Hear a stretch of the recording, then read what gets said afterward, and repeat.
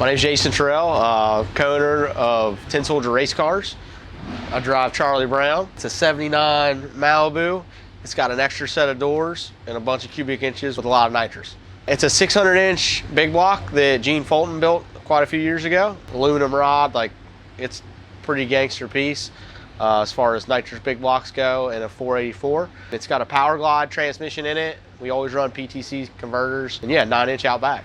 So the way Charlie Brown came to be, 10 Soldier Race Cars, Brad and I, we kind of were known as radial racers. That's what we did. We won a championship radial racing, had a lot of success on the radial tire and on glue. We manufacture race car parts. That's what we do. And suspension parts really is our bread and butter. And most of the people that were calling and asking questions about no prep stuff. We're a firm believer that to take people to a winner circle that they want to get to, you have to go there first.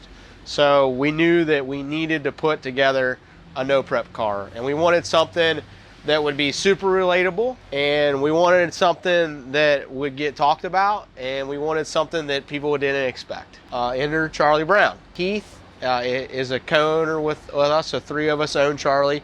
We've raced with Heath in the past. He already had Charlie, but the back of it was cut out, and Charlie was kind of in disrepair. He had done some horse trading to get this car. It was already named Charlie Brown. They street raced it in Chicago, and it already had the big block in it, you know, stuff like that. So we were kind of known for being radial racers with turbos. So we're like, if we do a nitrous G-body with 4 doors, it was already kind of together. It just made sense. It was a path of least resistance. And from a marketing value, I don't know if there's really a cooler car out there.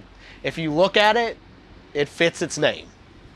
Honestly, a lot of the challenges off the rip was we always ran Holley engine management stuff before we did this. This car has a Haltech on it, so we're partnering with those guys. So just learning a whole new engine management platform was really tough. It is EFI, obviously, that I said, you know, it's hard to tell, but that's a throttle body. We're EFI guys, we were not gonna give up on that, right? And it's got all the sensors, everything you can imagine is on this thing. And then really just the challenge for me as a driver was I hadn't been on bias plies for a while. Always been used to a radial just being rock solid. And we went really fast with radial stuff, really fast. So just a whole different technique of driving. Brad we had actually done some nitrous stuff with Heath before. And of course we had customers that did nitrous stuff. So that was just relearning that. Was a challenge. Really for us, the hard part about the nitrous deal is we spray this thing. Today, I'll just tell you, it's got a 57 jet in it, which is a lot of nitrous. So it's about 800 horsepower with the nitrous, which sounds like a lot.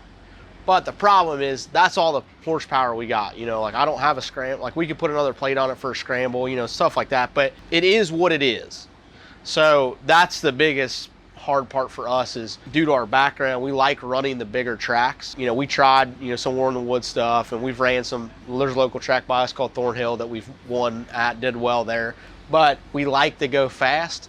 You can't take that out of us, right? So we thought we were going to do a lot more backwards track stuff, but just for us, we didn't want to we just couldn't slow the car down that much. We didn't want to do it, you know, so.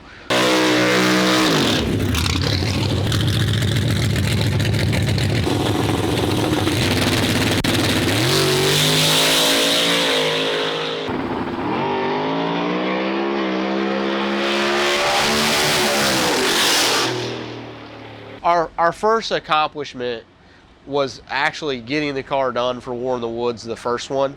We're real big if we say we're going to do something, we do it, right? We kind of knew that War in the Woods would be out of our comfort zone, but as you know, working on your own stuff, you have to have a hard deadline or it doesn't get done. We prepaid for War in the Woods, we locked in, we are going to make it there. And, you know, a week before War in the Woods, like the thing hardly even had wheel tubs in it. So thank goodness for the wives and families that we have. We worked literally, dude, around the clock. We got it done, took it to the racetrack. We took it to the dyno first, and then we took it to the racetrack to shake it down. Third pass, the transmission goes out of it. Then we drive from there. We went and picked up another transmission from a buddy. The truck and trailer went to War in the Woods. We got there at like 1 in the morning. Put the car up on jack stands, pulled the transmission out. Then we fired it back up at like 4 in the morning at War in the Woods, and the car had made 3 hits down the racetrack. And we're locked into the most sketchy, probably no preparation you can imagine, but we did it. We went out first round, the car made a wiggle, and I told the guys, I'm like, I'm not gonna force this thing down through there. I don't know it well enough.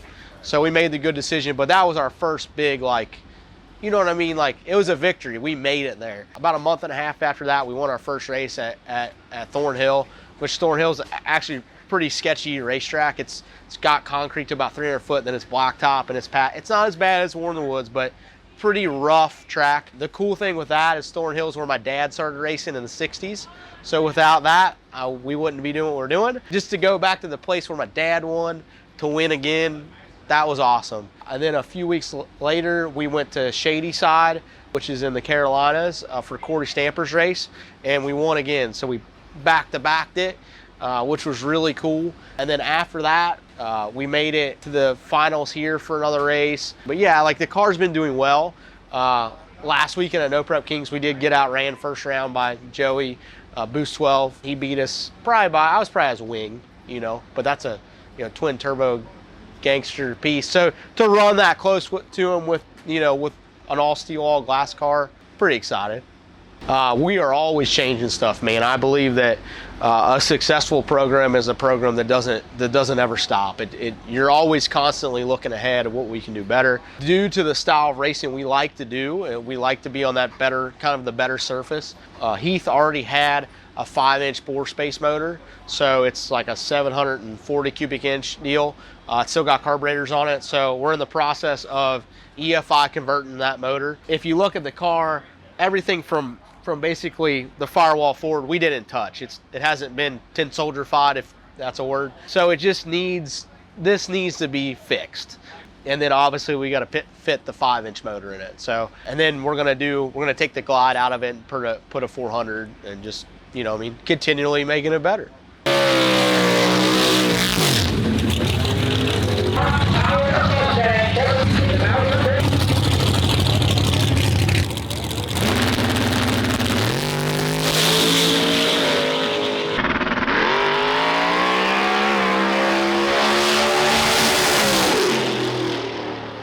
We have an incredible amount of people that help us, just that believe in us, that love us, that want to see the sport of drag racing go forward.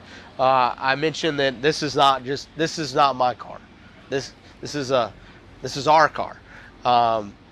It's originally Heath owned it, so Heath Heisel, wherever Heath is, he does all the nitrous stuff. He's an incredible partner in racing. Whatever happened today, if he had to drive to California tonight to make sure that we could race tomorrow, that's what he would do. And then my business partner, the big brain Brad, as we call him, man, there's hardly anybody that understands a race car front to back like he does. He's incredible. And then of course, man, our families, my kids, my wife, you know, and on the other end of that spectrum, Brad's wife, Heath's wife, we race a lot and we go hard. And they support us 3,000% to win.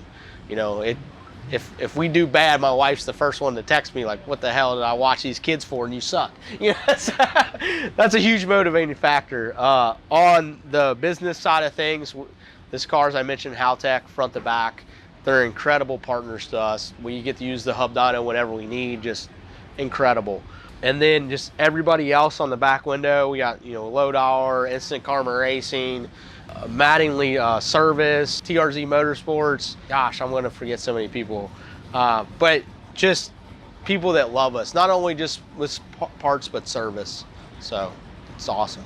If you like, you know, 4-door G bodies with big inch nitrous engines, which if you answer no to that, there's probably something wrong with you.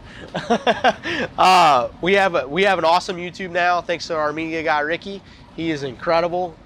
He just incredible. So YouTube, Tin Soldier Race Cars.